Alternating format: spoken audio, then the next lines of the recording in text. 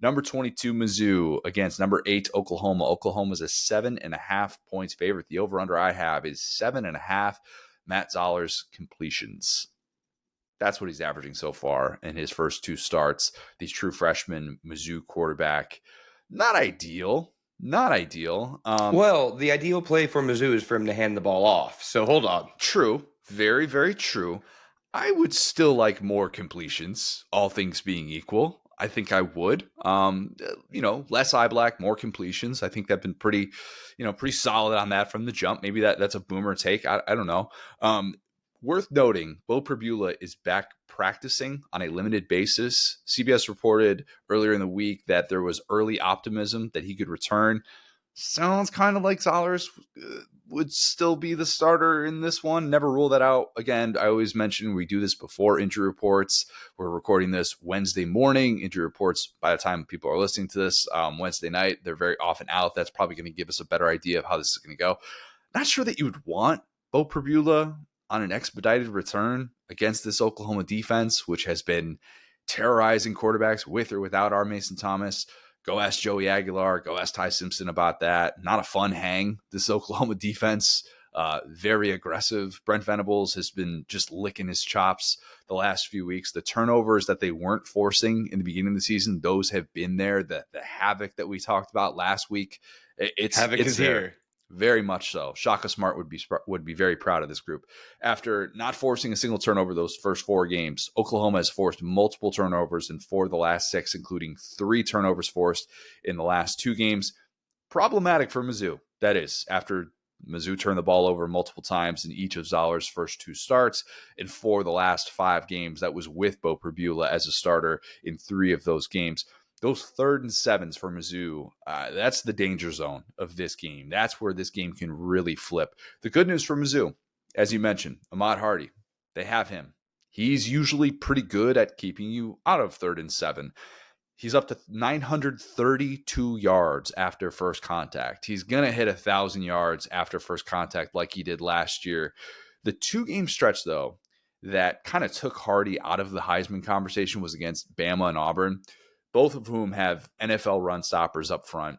Oklahoma has that too. Taylor Wine, a healthy Mason Thomas, as well as Kip Lewis, David Stone. Like, they've been really, really good against the run. Only 51 missed tackles against the run. That's the exact same number as Auburn. Bama has 41. That's good. That's really solid. Here's sort of the crazy thing, though. Oklahoma is the only defense that Hardy has seen so far this year who's currently in the top 20 in stop rate, the Max Olson metric that I always talk about, that I think gives you really good insight as to which one of these defenses is really kind of getting after it and kind of imposing their will and forcing you to play their style of game. I think that means tough sledding for Ahmad Hardy. I really do. Wouldn't surprise me if opening script favors Mizzou. Maybe not quite as crisp, hot knife through butter as that start was against Bama, but kind of similar where you're like, wait a minute, is Oklahoma a little bit hungover from the Bama win? Facing Ahmad Hardy while hungover is staying out until 3 a.m. and then going to a 5-year-old's birthday party the next morning. Don't do it. That's a good one. Yep. That's very true. A very hard gentleman to tackle. A lot of loud noises. A lot of things that you just think to yourself, I'd give anything to be anywhere but here in these moments. Throwing some Coco Malone. Coco Malone? Coco Melon. No, I know. I was doing the voice, yeah. Wait, what voice are we talking about here? Oh, it's the Water Malone voice. It's like a meme from like 10 years ago. Don't worry about it. Oh, okay. As someone who has watched a lot of Coco Melon since having a child, yes, I can confirm. Look, it's not always the best thing that you want to hear when that's repeated over and over. So Ahmad Hardy has the chance to be Coco Melon to Oklahoma, I guess. Brent Venables probably going to lose his voice. That's not a hungover reference, but just always seems to lose his voice. I'm shocked he ever has a voice, honestly, because I only see him smiling and screaming. Kind of no in between. He's not just a steady talk it out type of guy. Not much Tony Dungy. those guys, for whatever reason, like on the sideline, I see they're very, very different personalities, but like on the sideline, I see them as like the same person sometimes. No Tony Dungy type energy, needless to say. I think that Oklahoma is going to get a key takeaway in this one, and it's going to flip momentum. I'm going Sooners to win 24-20, but it's not pretty. It's not the type of game that Oklahoma is, hey, we absolutely are on a war path to the college football playoff. This is grinded out, another one-score SEC win that you're just kind of happy to survive. I think for Mizzou, the game plan here is kind of simple, right? It's that you lean on Hardy and you see what the Oklahoma offense has against your defense. I think that the best key for Mizzou is to protect the football and not be too confident. You look at Alabama and the ways that they struggle. Basically, Alabama and Mizzou are complete foils of each other, right? Where it comes to Alabama is comfortable taking chances, throwing the ball, coming up in big moments, but they can't run the ball. Mizzou can kind of only run the ball. They don't trust their quarterback, and they don't really trust their wide receivers. And of course, Alabama has some great receivers that, one of them kind of let them down in that Oklahoma game. So I think not only because of how that game played out, but also because of your team's strengths, you want to play to your strengths and say, hey, to your point, go down opening drive, maybe a little bit of Texas against Georgia action, get your 33 plus rushing yards, get your fit, still blowing my mind. Anyway, so you go down, run the ball. And even if you're playing field position, even if you don't have an opening script touchdown, you need to make Oklahoma possess the football, right? We saw even in the Bama win, wasn't like they were lighting it up with 300 plus yards of offense. And I think that the big thing, you would think to yourself, oh, I got to kind of zag on them. I got to give Zollers a ton of attempts. I got to spread the ball everywhere. That's exactly what Oklahoma wants you to do. Don't try that. It's not going to work. Maybe in a strange, like hair on fire performance, but you can never plan for those things. So I would say, as boring as it sounds, you almost want to play them in the same script that you played Vandy. I know a game that you lost, a game that your quarterback got hurt, but a game that you were in it throughout, a one-score game at the end, and against a top 10 team in Oklahoma with a backup quarterback, that's what you're hoping for, is having a puncher's chance. So I think Mizzou needs to not get cute and definitely ice pack up Mod Hardy and say, hey, man, we're going to lean on you. I know they have a couple of rushing options there, but definitely hit the tight ends, keep in front of the sticks, exactly like you were talking about. Don't get cute. And, this Oklahoma offense has proven, especially against a really prideful Mizzou defense, they will make some mistakes here or there. So I think that if Drink doesn't try to outsmart himself, this could be a very close game to the end. Now, that being said, with that young quarterback against that defense, it's kind of a nightmare situation. You talk about the Oklahoma offense maybe being mistake prone. We're a year removed from this being the game in which Jackson Arnold ultimately showed Oklahoma he's not the quarterback of the future. That was really obvious after watching how badly this game turned out for him when he was just a walking turnover at the end of this game, and it ultimately cost them a chance to be able to win on the road. And they go in this different direction. This is something I haven't probably done a good enough job talking about. And it's something you hit on last pod, but I need to own it kind of when I'm wrong about a take from the preseason. I said countless times this offseason that I wondered how John Mateer's kind of YOLO style would weigh on Brent Venables at times, and if that was going to really kind of push him out of his comfort zone, if it was going to be a source of angst and frustration within this Oklahoma team. I just wondered if a defensive-minded coach like him would be able to roll with some of the mistakes that are kind of bound to come with the style that John Mateer likes to embrace, and extending plays, taking shots downfield. I think outside of the Texas game and pieces of that Tennessee game, John Mateer has become exactly the type of quarterback that Venables hoped when he recruited him out of the portal, in ways that I don't think you could say he's a game manager. I don't think the box score tells probably a different story and would suggest that he is, but he's just too shifty and too talented to be considered that. Like some of the things that he's doing to get his yards, like when you think of a game manager, you don't think of someone who has the feet of John Mateer. You just don't. That's just not what they're going to try and do. They're going to try and, hey, I'm going to fall forward.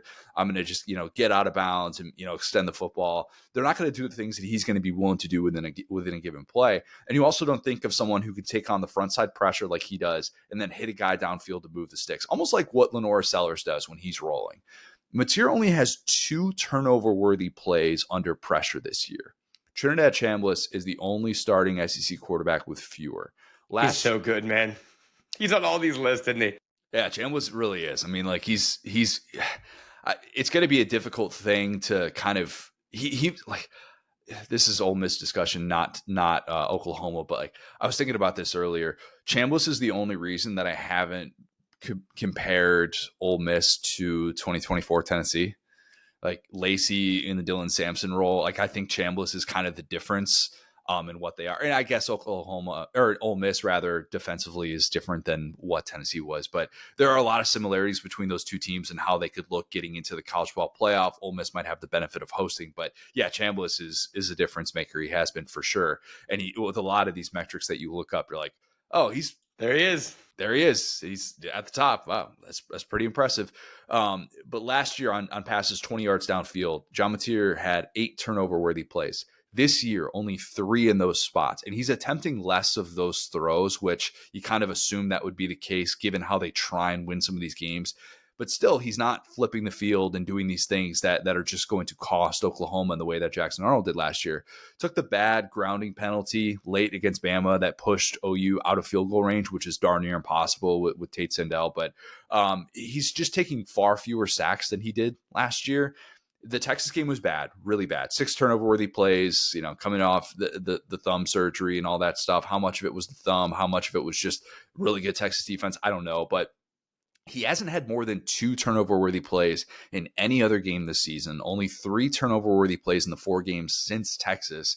I just think Mateer has done a really nice job of understanding his surroundings and just being the right guy at the right time for this team. And I probably haven't expressed that enough. And I know we talked about him a ton early on when they get off to the 5-0 start, but I just think that's worth remembering, and it could be the difference in a game like this. I mean, this is the best way because we kicked it around. It's like, oh, he's not really a game manager because he wins games. They are a points, not a yards offense. That's the best way I could describe it. It's that your defense is built to give you these good field positions, and you need to be the guy who, outside of that grounding penalty, can keep your team in field goal range, get the points out of the drive. And it's not to be an Arkansas offense or an LSU offense that's good 20-20 and shuts down in the red zone and packs it in and says, hey, we're lost here. It's that Mateer is going to put his body on the line to score 7 or to get his team in the field goal range with his legs. And I think with this style of team, limiting the turnovers and playing that style of football, you would take that over a guy with the really gaudy numbers like a Joey Aguilar. There's a comp to be made that they're almost like what the Eagles have become this year, where they're kind of boring a lot of the time on offense. And then they'll have like 3 plays over the course of the game where like, oh, wow, that's exactly what they needed in that spot. But the defense is doing the heavy lifting. The offense, a lot of the time, isn't really setting up the ground game for success. And you're kind of like, what is this team? It's not always the best watch, but you look up and they're winning big time games, and you're kind of in the hunt and doing exactly what you hoped that it would be doing. And that's going to kind of make some people go, you know what? I don't really believe in the upside of this team because it kind of goes against what conventional logic says you need to be in this day and age. And, to be able to hit on, you need to be able to win a shootout type game. And when they finally got into that shootout type game against Ole Miss, they weren't able to win it. So maybe that could end up being their undoing. That's actually such a good cop. I don't mean to cut you off, but take all the tush pushes out and stuff. It's a team that when they win, you go, how do they do this? And when they lose, the national pundits go, this team stinks, and because it looks so ugly. But it's like that's what football should be. It should be ugly. It should be gritty. I mean, shout out Kirby Smart talking about grit and physicality. That's what this game comes down to a lot, especially at the college level. And Oklahoma's down to just get in the trenches and beat the snot out of you. And this could be a messy type game. Like I very much think that could be the case. And at this point, though, if you're Oklahoma, you don't really care. Just win these next 2 games, you're in the college football playoff. It's pretty clear. And I do think they're able to get it done. This would be a really tough ask. Again, I need to bring up this stat one more time, just one more time, because it doesn't really get talked about enough. But Mizzou still has not beat a top 10 team, an AP top 10 team in the regular season during the playoff era. Okay? Beat Ohio State in the Cotton Bowl. Mm-hmm. Haven't had that top 10 win. This is the type of game that Mizzou is close but no cigar. That could be the case again in this one.